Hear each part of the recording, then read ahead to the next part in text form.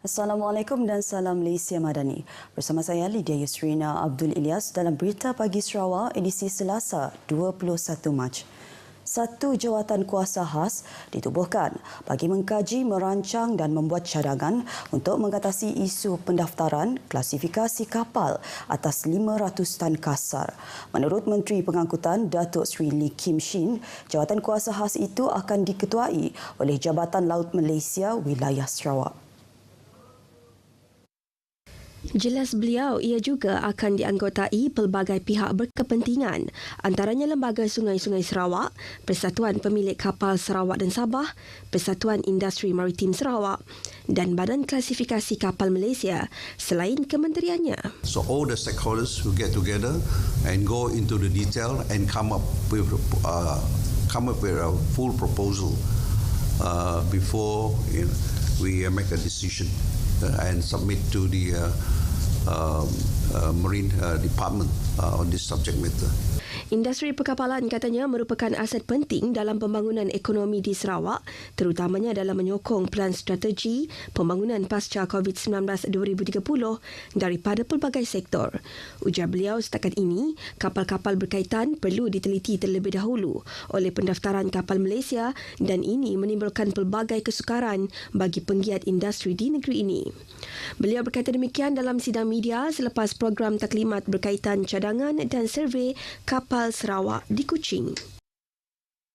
Lebih 200 orang penduduk turut serta melakukan aktiviti pembersihan tanah perkuburan Islam di Serikeh, yang mana amalan gotong royong itu merupakan aktiviti rutin menjelang Ramadan. Timbalan Menteri Perancangan Bandar, Pentadbiran Tanah dan Alam Sekitar, Datuk Lim Talih Salih berkata, amalan tersebut terus disemai dalam kalangan masyarakat Islam bagi memastikan kebersihan tanah perkuburan di Jalan Hari Karim Serikeh tersebut terus terjaga.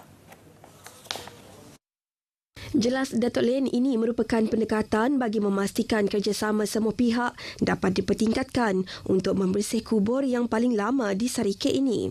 Ujarnya, warga Serikeh, Temenggong Pemancar, penghulu, ketua kaum, ketua masyarakat dan juga pengerusi-pengerusi jawatan kuasa masjid di Serikeh bersama-sama membersihkan kawasan tanah perkuburan itu. Beliau yang juga Ahli Dewan Undangan Negeri Kuala Rajang berkata demikian kepada pemberita selepas aktiviti gotong royong berkenaan. Tambah beliau, dengan adanya aktiviti sedemikian, ia dapat mengeratkan lagi hubungan antara penduduk Islam di Serikeh. Sidang Kemuncak Matlamat Pembangunan Mampan SDG 2023 akan diadakan pada September ini. Timbalan Menteri Pelancongan, Industri Kreatif dan Seni Persembahan, Datuk Sebastian Ting berkata ia akan diadakan semasa Perhimpunan Agung Pertubuhan Bangsa-Bangsa Bersatu di New York.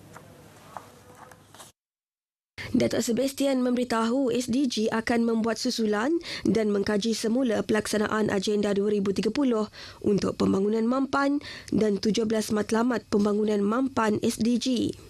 Katanya ketua-ketua negara dan kerajaan akan berkumpul bagi menjalankan semakan menyeluruh tentang SDG. Beliau berkata demikian pada penutupan sidang kemuncak SDG 2023 di Miri. Teks ucapan beliau dibacakan oleh wakilnya, Ahli Majlis Bandaraya Miri, Kaunselor Leslie Chee. Kesedaran komuniti wanita terhadap kepentingan menjaga kesihatan ataupun mengambil saringan awal bagi mencegah dua jenis kanser utama yang kerap menyerang kaum wanita, iaitu kanser payudara dan kanser cervix adalah penting.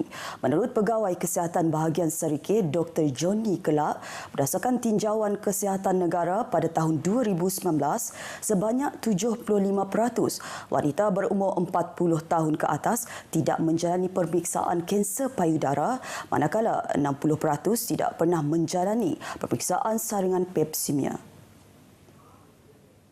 Justeru Dr. Johnny menegaskan bahawa adalah penting pengesanan awal atau saringan kesihatan peringkat awal dilakukan.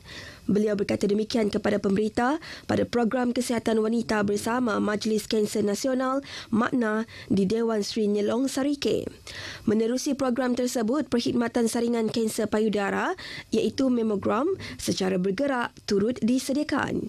Ujarnya, selain daripada perkhidmatan tersebut, turut disediakan adalah saringan kesihatan pap smear dan saringan kanser kolorektal. Sepanjang tempoh 9 hari program itu dilaksanakan, ia telah mendapat sambutan memberansangkan yang mana kira-kira 241 orang wanita telah menghadiri untuk saringan mammogram, manakala 128 orang wanita melakukan pemeriksaan saringan pap smear. Junior Chamber International JCI MIRI merupakan platform pembelajaran dan latihan bagi bakal pemimpin khususnya golongan muda. Ahli Dewan Undangan Negeri Senadin Datuk Sri Lee Kim Shin berkata ini bersesuaian dengan usia penubuhan 61 tahun JCI MIRI. Ke arah itu, Datuk Sri Lee menggalakkan golongan muda untuk menyertai organisasi tersebut dalam usaha mempelajari banyak perkara seperti kepimpinan. Katanya, JCI juga menyediakan peluang kepada golongan muda untuk berhimpun bersama, membincangkan perkara yang memberi impak dan manfaat kepada masyarakat. Beliau yang juga Menteri Pengangkutan berkata demikian pada majlis pelantikan dan penyampaian anugerah JCI MIRI ke-61 di MIRI. Pada majlis sama turut diadakan pelantikan Presiden JCI MIRI sesi 2023 iaitu Candy Wong bagi menggantikan Presiden sebelum ini, Kaunselor Nicholas Toh.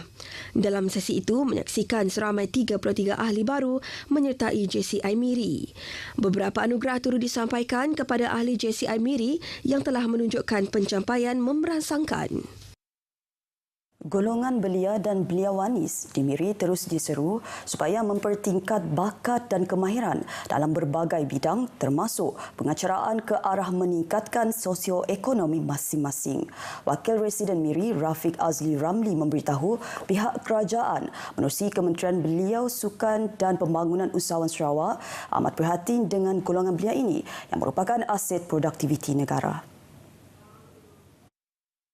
Rafiq memberitahu dengan memperkasakan bakat belia dalam bidang pengacaraan, ia diyakini mampu mengetengahkan mereka dengan kaedah melaksana tugas mengikut amalan protokol majlis rasmi dan bukan rasmi selain teknik pengacaraan yang betul. Beliau berucap demikian pada majlis menangguhkan program pembangunan belia MIRI Got Skill at MIRI Kursus Pengacara Majlis Belia 2023 di MIRI. Program selama 2 hari disertai 30 belia itu bertujuan menggalakkan penglibatan belia dalam aktiviti sihat. Mayat seorang lelaki warga emas ditemukan di kawasan kebun sawit di Kampung Ta'i, Jalan Baki Riih di Serian semalam. Menurut laporan Pusat Gerakan Operasi Jabatan Bomba dan Penyelamat Malaysia SMEL Sarawak, mangsa dikenal pasti sebagai Nipul Rantai 73 tahun yang dilaporkan hilang sejak 12 hari lepas.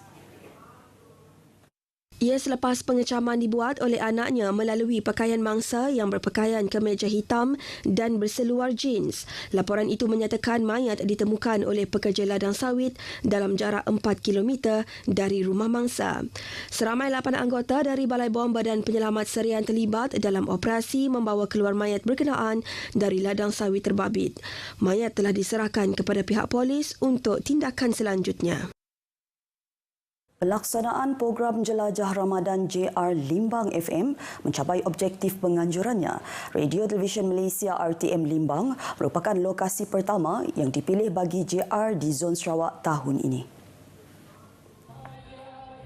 RTM Limbang memilih sebuah masjid dan 2 buah surau di daerah itu dengan melibatkan kerjasama daripada Tabung Baitumal Sarawak TBS Cawangan Limbang. Surau Darul Ridwan Kampung Agong Tua dipilih sebagai penerima bagi barang keperluan surau, manakala Surau Nurul Hikmah Kampung Bukit Lubah dipilih sebagai lokasi penyerahan bantuan kepada golongan kurang upaya OKU dan golongan asnaf. Masjid Darul Taqwa Kampung Bakul dipilih sebagai lokasi utama JR dengan pelbagai aktiviti antaranya penyediaan dan pengagihan bubur kacang hijau, pertandingan memasak kuih tradisional Limbang, bersempena Ramadan, tazkirah dan penyampaian bantuan kepada golongan asnaf. Sementara itu, pengurus stesen RTM Limbang Amran Tut dalam ucapan perasmian memaklumkan bahawa RTM Limbang akan terus menyantuni masyarakat di daerah itu melalui program-program yang akan dilaksanakan. Selain TBS Cawangan Limbang turut sama menjayakan pelaksanaan program tersebut, syarikat peniaga tempatan iaitu stesen ayam penyet DKC, Sambal Delight dan kedai perabot rohani. Seramai 60 pengayuh basikal menyertai kayuhan Harmoni Mesra Ummah di Bintulu yang merupakan anjuran Jabatan Agama Islam Sarawak JAIS bersama Jawatan Kuasa Masjid Mukim Kidurong bermula dan berakhir di Masjid Darul Hidayah Kidurong dengan jarak kayuhan kira-kira 30 km.